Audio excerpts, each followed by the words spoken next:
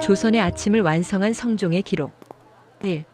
1469년 11월 28일 뜻밖의 왕관. 하늘의 뜻은 참으로 알 수가 없다.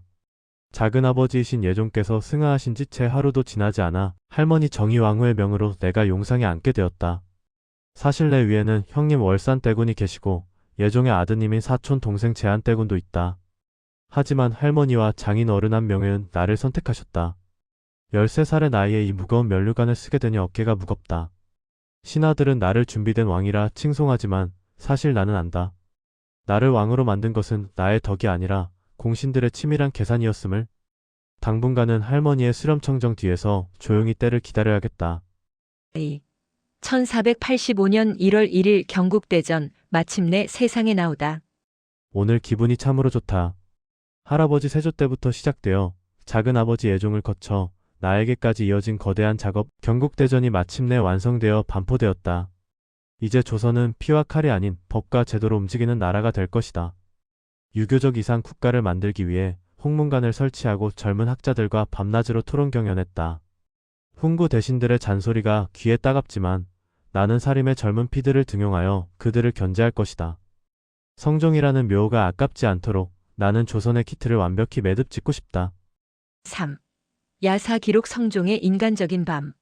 성종은 낮에는 완벽한 유교 군주였지만 밤에는 백성들의 삶을 궁금해했던 호기심 많은 낭만 군주였습니다. 1. 나는 밤이면 담을 넘는다. 성종은 평복을 입고 대궐 밖으로 나가는 자맹을 즐겼습니다. 하루는 밤거리를 걷다가 불이 켜진 초가집에서 들리는 글 읽는 소리에 이끌려 들어갔습니다. 그곳엔 가난한 선비가 홀어머니를 모시고 공부하고 있었죠. 성종은 신분을 숨기고 선비와 술잔을 나누며 세상 돌아가는 이야기를 들었습니다. 다음 날 그 선비를 궁으로 불러 특별히 급제시켰다는 훈훈한 이야기가 전해집니다. 2. 과인은 꽃과 동물을 사랑하노라. 성종은 꽃 가꾸기와 동물 기르기를 무척 좋아했습니다. 특히 외국에서 보낸 원숭이를 애지중지하며 키웠는데 추운 겨울에 원숭이가 떨까봐 원숭이용 비단옷을 만들어 입히라고 명했습니다.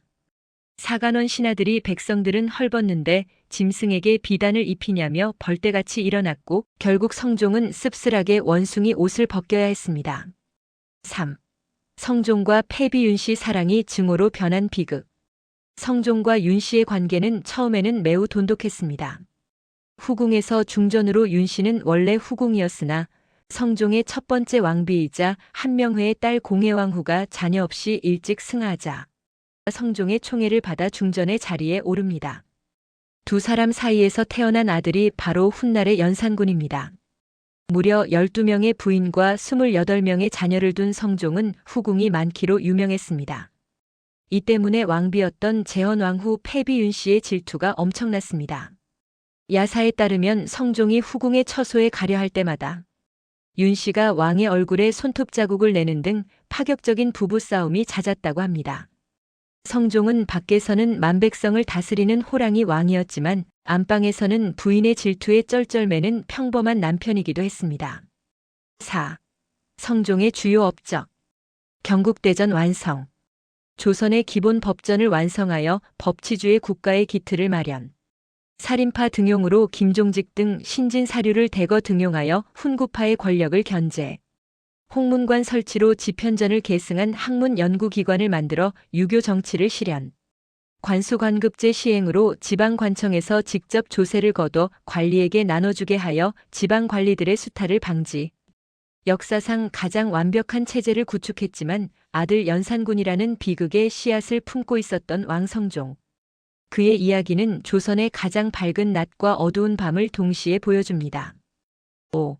1490년 5월. 깊어지는 당쟁의 골. 요즘 경연장에 나가는 것이 예전만큼 즐겁지 않다. 내가 키운 사림의 젊은 학자들은 기계가 높으나 때로는 지나치게 원칙만을 내세워 노련한 훈구 대신들과 사사건건 충돌한다.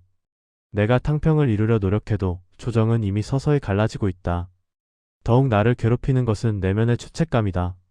10년 전 질투에 눈이 멀어 내 얼굴에 상처를 냈던 중전. 윤씨를 사사했던 그날의 기억이 지워지지 않는다. 세자 연산군의 눈망울을 볼 때마다 가슴이 저미지만 왕실의 법도를 세우기 위해 어쩔 수 없는 선택이었다고 스스로를 다독여 본다. 하지만 이 선택이 훗날 어떤 파장을 몰고 올지 두려움이 엄습하곤 한다. 6. 1494년 10월. 쇠약해진 옥체. 등에 난 종기가 가라앉지 않고 열이 오른다. 어이들은 과로라고 하지만 나는 안다. 조선의 모든 법도와 제도를 내 손으로 마무리 짓기 위해 쉼없이 달려온 25년의 세월이 이제 나를 쉬게 하려나 보다. 밤마다 서재에서 책을 읽던 즐거움도 이제는 고통이 되었다. 세자가 영특하긴 하나 그 성정이 불같아 걱정이다.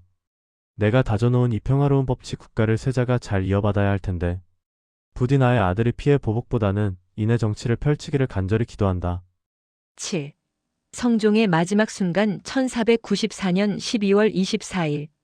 성종은 38세라는 젊은 나이에 창덕궁 대조전에서 숨을 거두었습니다.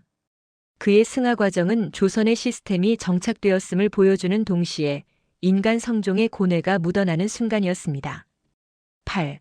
지나친 과로와 종기. 성종은 매일 3번의 경연 공부와 토론을 거르지 않았고 밤늦게까지 상소문을 읽는 등 완벽주의적인 통치를 고수했습니다. 이로 인해 누적된 피로가 면역력을 떨어뜨렸고 결국 세조 때부터 집안 내력처럼 내려오던 등창과 폐병이 악화되었습니다. 9. 세자를 향한 마지막 당부. 성종은 숨을 거두기 직전 도승지에게 세자 연산군을 잘 보필할 것을 명하며 국가의 안녕을 걱정했습니다. 하지만 끝내 패비 윤씨에 대한 이야기는 함구하도록 하여 아들에게 비극의 비밀을 남긴 채 눈을 감았습니다. 묘호 성종. 그가 승하한 후 신하들은 그에게 이룰 성자를 올렸습니다. 이는 조종들이 시작한 조선의 모든 제도와 문물을 그가 비로소 완성했다는 최고의 찬사였습니다. 조선의 기틀을 완성한 성종이었지만 그의 통치 후반기는 화려한 업적 이면에 비극의 씨앗과 육체적 쇠락이 함께했던 시기였습니다. 조선 왕조의 황금기를 열었던 제9대 왕 성종.